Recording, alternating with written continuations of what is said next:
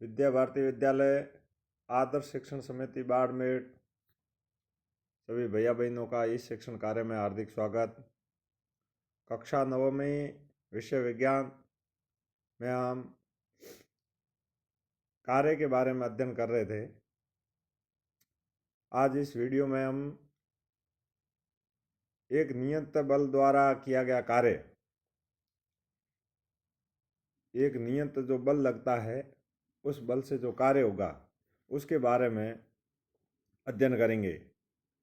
विज्ञान में कार्य को कैसे परिभाषित किया जाता है, इसे समझने के लिए इससे पहले हम इस स्थिति पर विचार करते हैं जब बल विस्थापन की दिशा में लग रहा है। बल लग रहा था और बल लगने से विस्थापन हो रहा था, उसको विज्ञान में कार्य कहा जाता है। ये हमने पिछले वीडियो के अंदर पढ़ा कि किसी वस्तु के ऊपर बल लगा और बल से उसमें विस्थापन हुआ है, उसने दूरी कुछ तय की, इसका मतलब उसने कार्य किया। तो हमें एक हमारे सामने स्थिति आ गई। स्थिति ये है कि बल जिस दिशा में लग रहा है विस्थापन भी उसी दिशा में हो रहा है। जब बल विस्थापन की दिशा में लग रहा है, विस्थापन जिधर हो रहा है उधर ही बल लग रहा है, तो क्या होगा, किसी वस्तु पर एक नियत बल F, बल का प्रतीक जो होता है वह है F, कार्य कर रहा है, एक वस्तु है उसके ऊपर एक बल जो लग रहा है वह उसका मान जो है वह F है। मान लेते हैं वस्तु बल की दिशा में S दूरी विस्थापित होती है ना। जैसे ही किसी वस्तु के ऊपर F बल लग रहा है वह S दूरी तय कर रही है ना, विस्थापित हो रही है। तो W यानी कार्य, तो कार्य क्या हो जाएगा, F इंटू एस, बल इंटू विस्थापन। कार्य की परिभाषा के अनुसार किया गया कार्य बल तथा विस्थापन के गुणनफल के क्या होगा, बराबर। तो किया गया कार्य बराबर बल इंटू विस्थापन। तो कार्य को क्या कहते हैं, W, बल को क्या कहते हैं, F, और विस्थापन को क्या कहते हैं, S। तो W बराबर F इंटू एस। जैसे ये जो चित्र दे रखा है, इस मेज के ऊपर एक कोई जैसे ईंट रख रखी, इस ईंट के ऊपर F बल लग रहा है और जैसे ही बल लगाया तो ये ईंट खिसक कर और दूसरी स्थिति की ओर आ गई।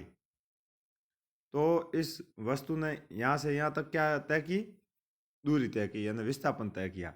तो कार्य कितना हुआ, ये ईंट मेज के इस छोर से लगाकर उस छोर तक पहुंची है, तो उस पहुंचने में जो उसने दूरी तय की है, विस्थापन जो हुआ है, उसके द्वारा जो कार्य हुआ है वो कार्य कितना है, तो बल कितना लगा और विस्थापन कितना हुआ, इन दोनों का यदि गुणनफल कर देंगे तो कार्य आ जाएगा। इसको अपन है जो समीकरण 11.1 कहेंगे, W बराबर F इंटू एस को। अब ये कह रहा है अतः किसी वस्तु पर लगने वाला बल द्वारा किया गया कार्य बल के परिणाम तथा बल की दिशा में चली गई वस्तु के गुणनफल के बराबर होता है। कार्य में केवल परिणाम होता है, दिशा नहीं होती है। दिशा नहीं होती इसका मतलब कार्य कैसा राशि है, अदिश राशि है। सदिश राशियां वे होती है जिनमें दिशा का बोध होता है, अदिश राशियों में दिशा का बोध नहीं होता है। तो कार्य के अंदर सिर्फ अपन को परिणाम मिल रहा है कि इतना कार्य हुआ, किस दिशा में हुआ ये पता नहीं, इसलिए ये अदिश राशि है। समीकरण 11.1 क्या कह रही थी, F बराबर नहीं सॉरी W बराबर F इंटू एस। तो F जो था वो उसका प्रतीक क्या है, न्यूटन। तो 1 न्यूटन है, यदि मान लेते हैं अपन F बराबर 1 न्यूटन है और S जो है वो विस्थापन है, वह 1 मीटर है, तो किया गया कार्य कितना हो जाएगा, 1 इंटू 1, तो बराबर 1 न्यूटन प्रति मीटर। न्यूटन प्रति मीटर जो है, यह जो मात्रक है इसको अपन क्या बोलेंगे, जूल। तो ये बल का क्या हो जाएगा, जूल, मात्रक क्या हो जाएगा, जूल। अतः 1 जूल किसी वस्तु पर किए गए कार्य की वह मात्रा है जब 1 न्यूटन बल लग रहा है और उसी दिशा में 1 मीटर विस्थापित हो रहा है। तो इसका मतलब कार्य कितना हो गया, जूल, 1 जूल हो गया। अब यदि ऐसी सिचुएशन आती है कि वस्तु पर लगने वाला बल शून्य है तो कार्य भी कितना हो जाएगा? शून्य। विस्थापन शून्य है तो भी कार्य क्या हो जाएगा? शून्य। विस्थापन या बल दोनों में से कोई भी एक वस्तु शून्य है तो किया गया कार्य क्या आ जाएगा? शून्य आ जाएगा। उदाहरण 11.1 जो दे रखा है इसको अपन हल करेंगे तो और स्थिति साफ हो जाएगी। किसी वस्तु पर 5 न्यूटन बल लग रहा है, कोई वस्तु है उसके ऊपर 5 न्यूटन बल लग रहा है और बल की दिशा में वस्तु जो है वो 2 मीटर विस्थापित हो रही है ना। विस्थापन की मात्रा कितनी है? 2 मीटर। तो अपन को 11.1 जो समीकरण थी वह लगाकर कार्य ज्ञात करना है ना, डब्ल्यू ज्ञात करना है। तो डब्ल्यू बराबर एफ इंटू एस। तो एफ का मान कितना है? 5। एस का मान कितना है? 2। 2 और 5 का गुणा कर दिया, कितना आ गया? 10। 10 क्या है? मीटर प्रति न्यूटन प्रति मीटर। तो न्यूटन प्रति मीटर को अपन क्या बोलते हैं? जूल। तो उत्तर क्या आ गया अपना? 10 जूल। एक अन्य स्थिति पर विचार करें जिसमें बल तथा विस्थापन एक ही दिशा में है। बल तथा विस्थापन एक ही दिशा में। एक बच्चा है, किसी खिलौने कार को चित्र जो 11.4 दे रखा है, ये जो नीचे चित्र दे रखा है मेज के ऊपर है, जो एक कार खिलौने वाली रखी है और धागे से एक बच्चा उसको खींच रहा है। तो धरती के समांतर वह खींच रहा है। बच्चे ने कार के विस्थापन की दिशा में बल लगाया। इस स्थिति में किया गया कार्य बल तथा विस्थापन के गुणनफल के क्या होगा? बराबर होगा। जो कार्य होगा वह बल इंटू विस्थापन, बल इंटू विस्थापन। इस प्रकार की स्थिति में बल द्वारा किया गया कार्य धनात्मक होता है। जब बल और विस्थापन दोनों एक ही दिशा में होते हैं तो किया गया कार्य धनात्मक होता है। अब एक स्थिति पर विचार करें जिसमें एक वस्तु समान वेग से किसी नियत दिशा में गति कर रही है। समान वेग से एक स्थिति पर विचार करते हैं जिसमें एक वस्तु है वो समान वेग से किसी नियत दिशा में है ना, निश्चित दिशा है और समान वेग है, उससे वह गति कर रही है और उस पर विपरीत दिशा में एक अवबंधक बल F लग रहा, आरोपित हो रहा है ना। जिस दिशा के अंदर वस्तु चल रही है उसके विपरीत दिशा के अंदर F बल लग रहा है। अर्थात दोनों स्थितियों का कौन बनेगा? तो मान लेते हैं वस्तु S दूरी के विस्थापन के पश्चात रुक जाती है। बल लग रहा है, सामने से लग रहा है, जिस दिशा के अंदर वस्तु गति कर रही है उसके सामने से बल लग रहा है, विपरीत दिशा में लग रहा है। तो थोड़ी देर के पश्चात वह वस्तु क्या हो जाएगी? रुक जाएगी। इस स्थिति में बल F द्वारा किया गया कार्य क्या हो जाएगा?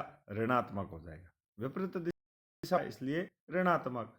देखिए बल और विस्थापन दोनों की दिशा एक है तो कार्य धनात्मक में होगा।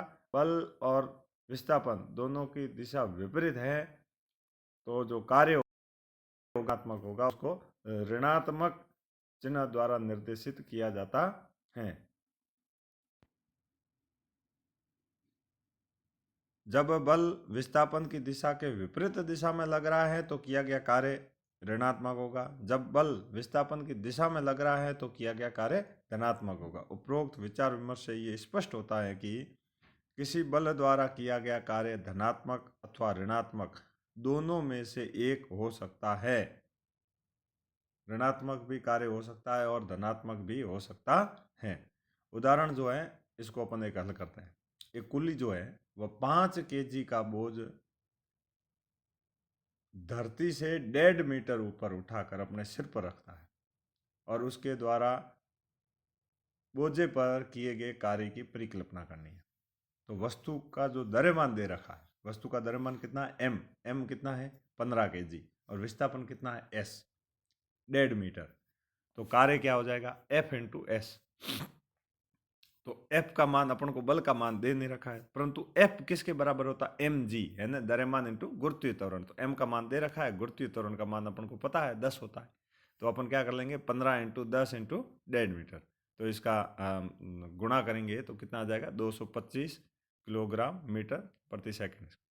और इसको हल करेंगे तो 225 जूल।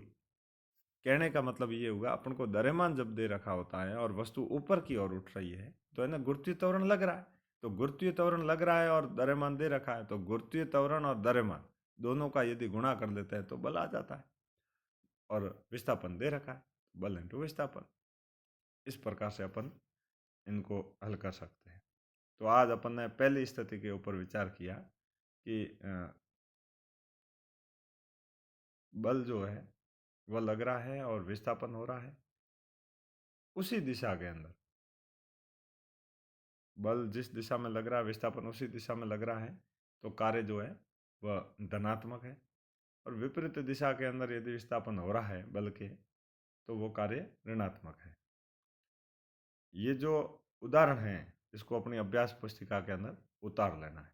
एक ये उदाहरण है 11.2, और एक जो है ये 11.1 के अंदर उतार लेना है।